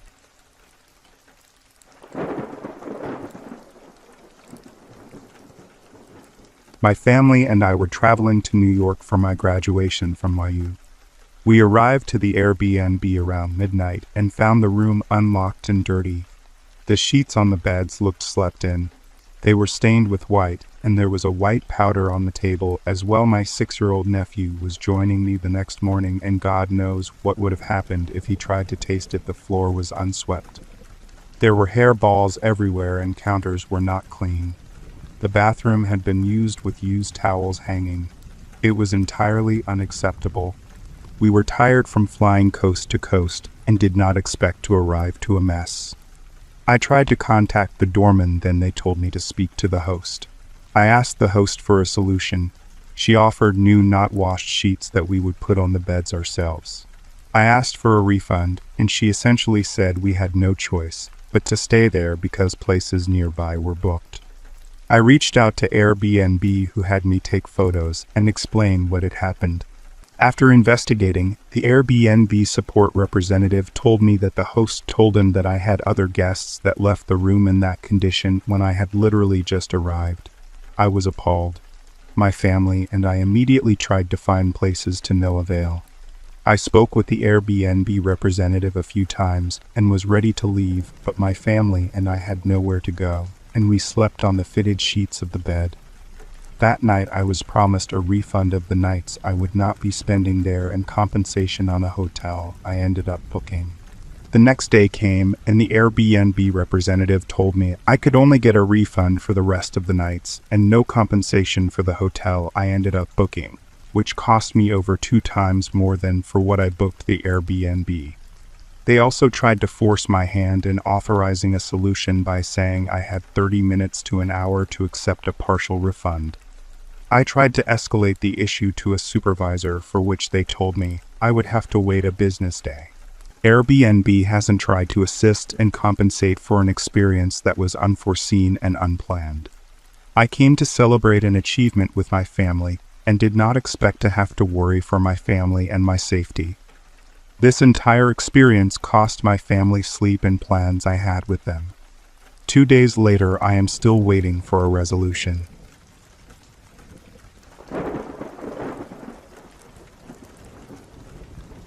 I posted a review on Airbnb of the drama, but they took it down stating I posted sensitive content, but have yet to tell me what that is. The host sent me an email with an address that was not the actual address of his unit. He lied. There were multiple codes to enter the elevator and the unit that didn't work all the time either. There were also signs posted at the elevators stating that they do not allow Airbnb. Our flight was delayed due to weather issues. We had to overnight in Nashville. I told the host, and he said to call when we arrived in Miami. A full day after our initial check-in time, we arrived. It was when I called a second time notifying him of our arrival that the host revealed that he purposefully emailed me the wrong address. The real address was 2 blocks away. Not only that, he said we could not all enter the building at the same time, could not bring all of our bags in at once, nor could we talk to the staff. If they did speak to us, we were to say we were his cousins. The Airbnb ad also said there was free parking. There was no free parking on the street or in the building, just $45 per day. There was pubic hair in the sheets and pee stains on the mattress. Fingerprints were on most surfaces. The light switches were dirty. There were wet towels in the washing machine. Years of dust and dirt built up in the louvered doors to the laundry closet.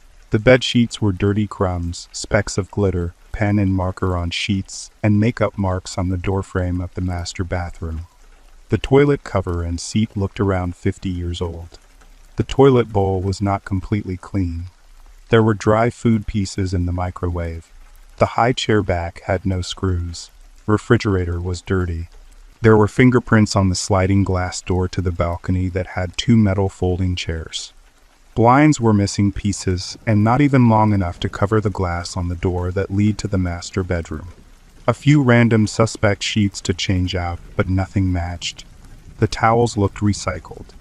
There were only 3 washcloths, recycled from a car wash, I suspect. The host had the nerve to tell us his man, who was supposed to clean, did not have time to finish. How is that even possible when we were a day late? He had the nerve to ask us to wash the sheets and finish drying the wet towels. We immediately went to Walmart and picked up sheets and cleaning supplies. Beforehand, he promised to reimburse us for parking, the day we lost, and Walmart costs. The time we lost doing this and standing in the longest line ever can never be repaid. We told Airbnb about these issues, but the first thing they said to us was we should have called within 24 hours of check-in. How can we call when we didn't find out until after the time expired? Despite proof of the legitimate flight delay and proof that he waited 24 hours to reveal the real address, Airbnb refused to refund us outright.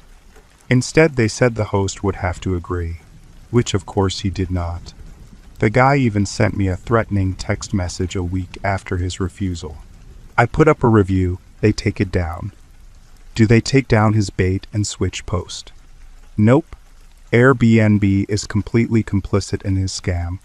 I am going to pay the arbitration fee and go through the process, which is required by their terms of service before you sue Airbnb. I will never use this service again. To make matters worse, the unit wasn't even cheaper than a hotel. It was just a busy weekend in Miami, and we couldn't get anything else close by all of the events we were going to for my sister's birthday trip.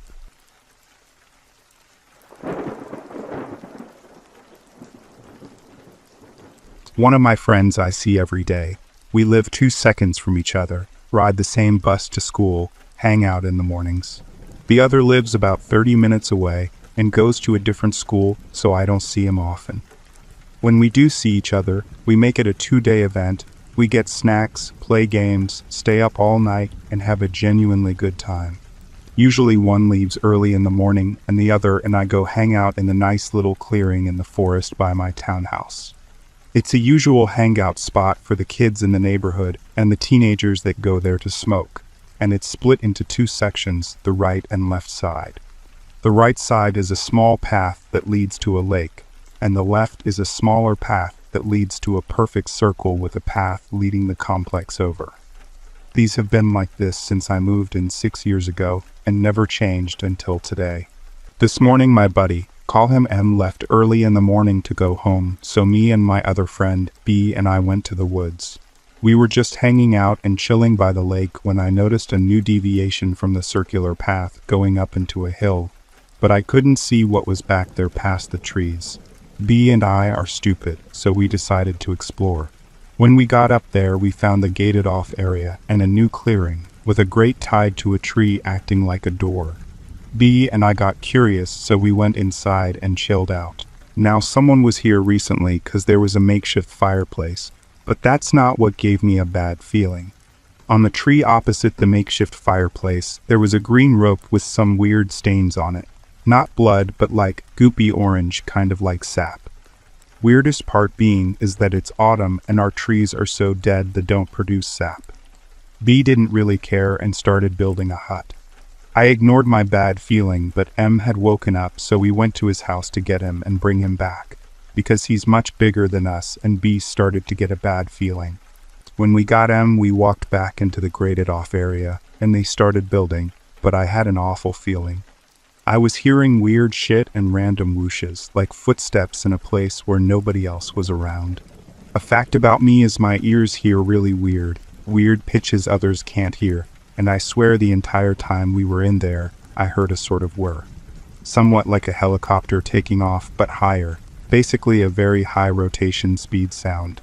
I started to lose my sense of constant, kind of like when you're coming down off of a high and you just space out. Across from this was an island, and this was the most horrifying thing I saw. I shit you not, I saw 3 smiling faces peering at me from that forest. They didn't move, they didn't blink, they didn't budge. 3 smiling faces that did not have any defining features, no wrinkles, hair, no pupils. I looked away, but they were still there. I don't scare easily, but I almost pissed myself. I could not look away, I literally tried, but I couldn't because I felt cold. Freezing. As soon I knew it, B was tapping me on the shoulder and he had to leave. M and I walked back his house and B left. Nobody else had seen or experienced what I saw, or they ignored it. That really bothers me because they know how I am. Ever since I've gotten home, I've felt sick to my stomach. I feel like something has changed around me. I kind of feel like I'm in a bubble. I keep coming to weird consciousness in random places of my house, and seeing random shadows in the corner of my eye, and weird outlines kind of like cellophane and reflections. My friends want to return next week, but I feel like we went somewhere we were just not meant to go. I mean, I get I live in a bad place, and I could have gone to a drug hangout and picked up residue of something that made me hallucinate, but something rubbed me the wrong way about it, and it was genuinely scary for me. I'm gonna buy a trail cam and see what happens there overnight. I just want to know if anyone knows what this might be, or if anyone else has seen something like this. I plan to update with whatever I find.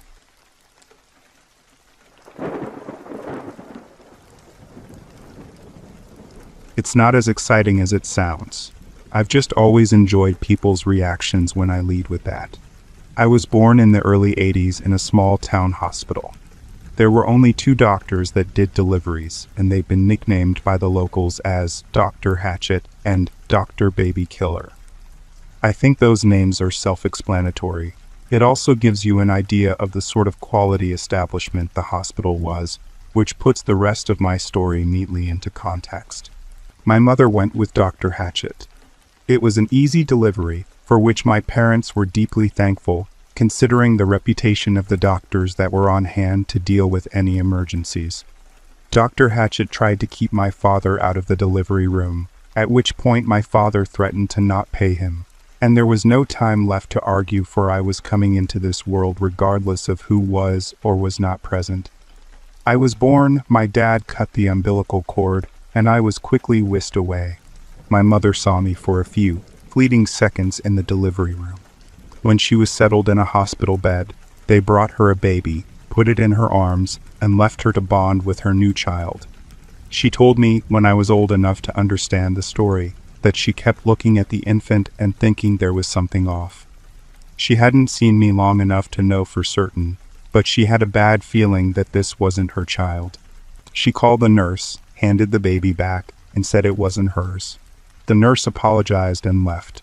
She came back with another child, handed it to my mother, and after some consideration my mother handed this child back, saying that this too was not her baby, and this was really not funny, and the nurse had better come back with the correct infant this time. They got it right on the 3rd try. And a few days later my parents left the hospital with me, their newborn daughter.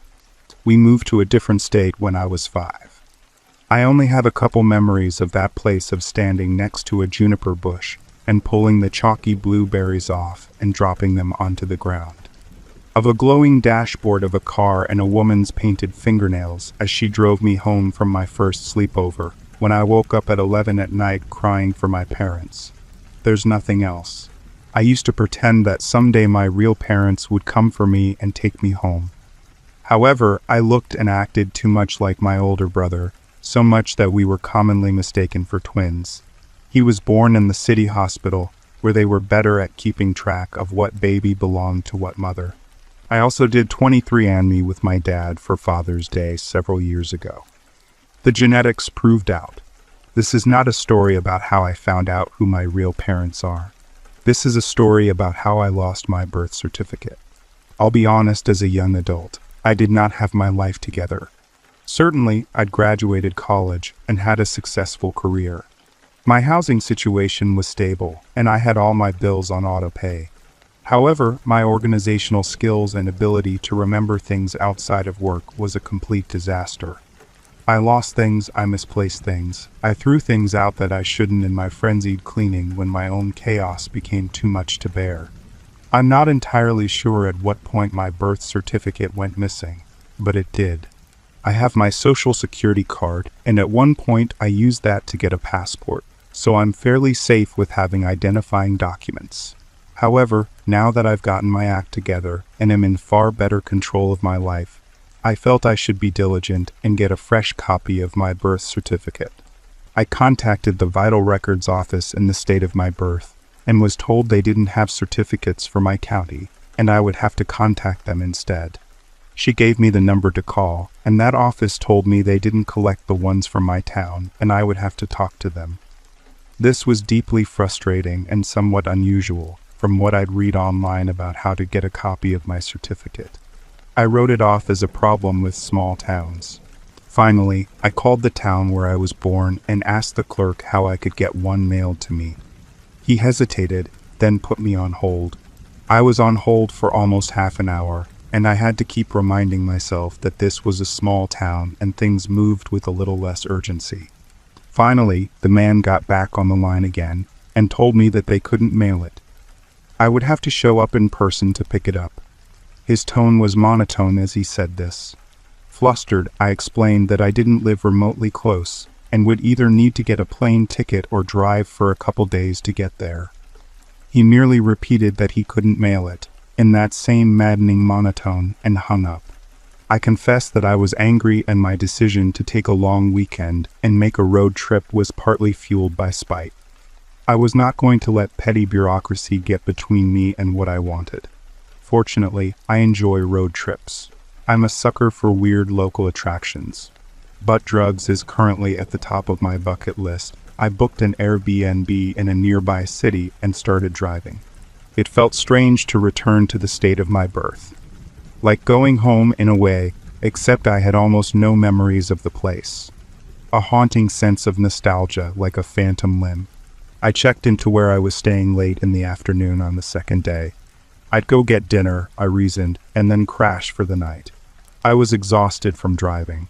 I found a hole-in-the-wall Ethiopian restaurant and enjoyed a delicious, if somewhat confusing meal. I'd never had Ethiopian before and had to ask the waitress why there was an enormous piece of spongy flatbread and no silverware. The next day, I showed up at the town hall where the records were supposedly kept. It was not a large building, a couple stories made of red brick with a bell tower. The air inside was stale and musty like old furniture.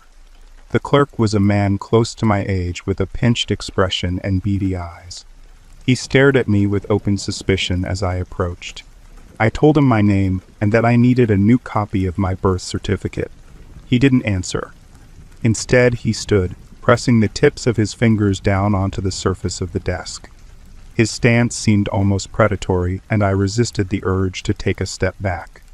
For a long, awkward moment we stared at each other. Then he turned around and walked away, through a door on the far wall, and I saw rows of filing cabinets before it swung shut behind him. He took a long time to return. I fretted, wondering if I should go after him, or if that would get me thrown out. There were no chairs for guests, and I kept shifting from foot to foot, trying to keep my knees from locking while I waited. I dabbled on my phone, and while I was checking my Facebook yet again for anything interesting, I caught a glimpse in the faint reflection of the phone screen, something obscuring the doorway. I turned. The doorway was empty. I walked out into the hallway and looked up and down. Empty. Back in the clerk's office, I again pulled out my phone, but this time I turned the brightness down so that the glare behind me better illuminated the reflection. I considered the selfie camera, but told myself that was bordering on paranoia. This was a reasonable compromise, I thought. Not quite giving in to what was surely my imagination, but allowing for the possibility of being wrong. I was wrong. Again, a shape obscuring the doorway. I didn't turn this time, even though the hair stood on the back of my neck, and my instincts screamed that I was being watched. I opened the camera app and swapped it to selfie mode, and that clerk burst in through the door. He threw it open hard enough that it bounced off the doorstop, and I jumped, dropping my phone and fumbling to catch it halfway to the floor. When I straightened, he had finished seating himself at his desk. A quick glance at the doorway revealed it was empty. "We don't have it," he said primly. "Are you sure you were born in this town?" "I'm positive," I said, trying to keep my ire under control. Getting angry would only make him more difficult to deal with. "There were 2 doctors. I was delivered by the one." I hesitated, then figured that honesty was my only recourse. "That didn't have any infants die during delivery." His eyes narrowed. "Well, I don't know which one that was, but I do know about Dr. Baby Killer. Yes, I'm still using his nickname in this account. I don't want to share his real name. It doesn't seem right. Bit of a town scandal," the clerk continued. "We've all heard about it at some point. Those infants didn't die of negligence. He killed them." It was a bit of a shock to hear that. I thought of my mother, trapped in this tiny town, counting the days until her due date, and worrying that perhaps something would go wrong and either I or her or both wouldn't survive. "What happened to him?" I asked. "They killed him, obviously." "What?" "Death penalty. Did this state even allow capital punishment?" I had no idea. The clerk continued talking, though. "If you're curious, we've got all the newspapers down in the basement. I can let you in." I agreed. Apparently the way to secure the clerk's favor was to show an interest in small-town gossip. He took me through the building and down a cement staircase, ending at a heavy metal door that screamed on its hinges as he pulled it open. The lights flickered a moment before deciding they would stay on. The room was long and narrow, allowing 2 rows of metal shelves that ran on and on across the linoleum floor. The walls were cement blocks, painted chalky white. "It's a little creepy," he admitted. "Newspapers are over there. Don't take anything out of here and check in with me before you leave. Are you staying close by?" "No." His eyes narrowed, but I didn't say anything else. I don't know why, but I felt I shouldn't tell him where I was staying. Then he left, and I was alone among the rows and rows of metal shelves and cardboard letterboxes. They were categorized by year, and I started with the year of my birth and worked my way up. I found a newspaper announcement about my own birth, which I set aside in the hopes that I could convince the clerk that I was born here, and he just needed to look a little harder. Then, about 8 years later in the records, I found what I was after. An announcement that Dr. Baby Killer, who has served the community for the past 20 years, was retiring. Dr. Hatchet would absorb his practice as there was no other option to take over. The clerk had said he'd been killed.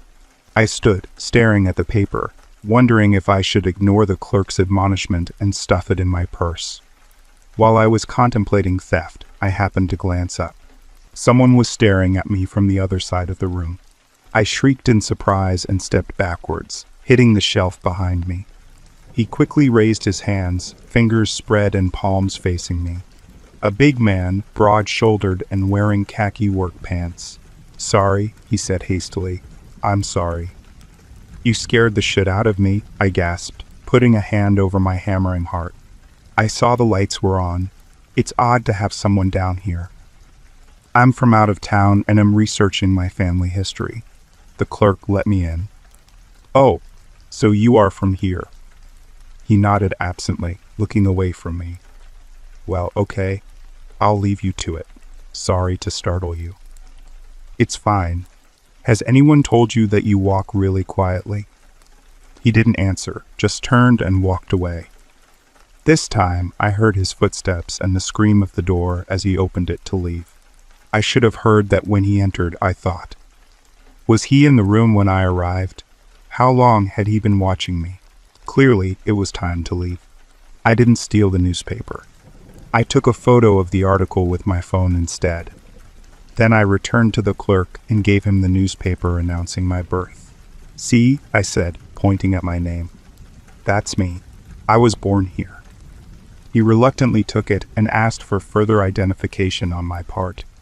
I wondered why he hadn't asked for it earlier, but complied. The clerk studied my driver's license and eventually admitted that yes, the name matched, and maybe they did have my birth certificate. He'd check again, he said, and he'd look more thoroughly. I should come back tomorrow. He'd have it by then, surely. If he'd known I was actually coming in advance, and he said it like an accusation, then he could have prepared better. It was the best compromise I would get, I thought. I thanked him and left. The man with the khaki pants was outside in the parking lot as I exited the building, smoking a cigarette. I felt him watching me as I got into my car. Initially, I'd planned to look around downtown, maybe find someplace quaint for lunch and do some shopping if any was available. However, my encounter in the records room had left me shaken, and I did not want to linger any longer than I had to. There was one errand left to me. I drove until I found the pharmacy. It was attached to a general store, and while it was certainly no but drugs, it had some old-fashioned charm with wooden floors and a candy display of bottle caps, gummies, and rock candy. I lingered around the prescription counter for a few minutes until I saw an older pharmacist near the counter. I asked her about Dr. Hatchett. I was tracking down some family history, I said. He knew my mother. Then, armed with an address, I went to visit. He no longer practiced medicine. Happily retired, she'd said. His house sat on the outskirts of town, surrounded by a couple acres of flat, open fields. A modest one-story building, built in perhaps the 70s with drab brick facing and a long patio on the front. The man that answered was old, perhaps in his 80s, and his hands trembled violently. Parkinson's, he said, when I couldn't help but glance at them as they shook on the doorframe. I gave him my name and got no further, for his arm shot out and his withered fingers closed on my shoulder. Come inside, he said urgently. Please, inside. Bewildered, I went with him. Certainly, they tell you to not enter a stranger's house, but I feel I posed more of a threat to him at that moment. He shut and locked the door behind me, peering out the window, looking up and down the street. I glanced about the house. Tidy with dated furnishings. No pictures anywhere, none on the walls or the shelves. I thought that peculiar. I know you, he said, and he sounded so relieved I thought he would cry. I stood there, entranced by the sudden emotion in his voice, watching as he tottered closer to where I stood in the entryway. He took my hand in his own. His fingers stroked the back of my hand like I was a fragile, precious thing. His skin felt like tissue paper. You're the one that got away, he whispered. I remember your mother and your father. He wouldn't let me keep him out of the delivery room. We'd try to take the babies away right after delivery so the parents couldn't get a good look. But she knew. And I thought one baby wouldn't matter. So you got away. I thought, what did he mean, that I got away? But I didn't want him to stop talking, so I remained silent. They were so angry. We had a deal, they said. And I told them that no, they had me under duress, that a bargain in which one's life is at stake is not a fair agreement. They shouldn't expect me to try too hard on their behalf. He shook his head slowly, and the trembling in his hands increased. What they did, they made sure it'd stick. And I didn't let any of the others get away after that. I was such a coward. He let go of my hand and began to walk away, back to the kitchen with its scuffed parquet floor. I drifted behind him like a shadow, bewildered and horrified by what I was hearing. Who are they? I asked. What are they? He corrected. I don't know. I was just happy to have a job somewhere. to start paying off my med school debt. Then they came to me and said they wanted the babies. I went to Dr. Baby Killer, and he told me to just do what they said. Poor man. He killed those babies so they couldn't have them.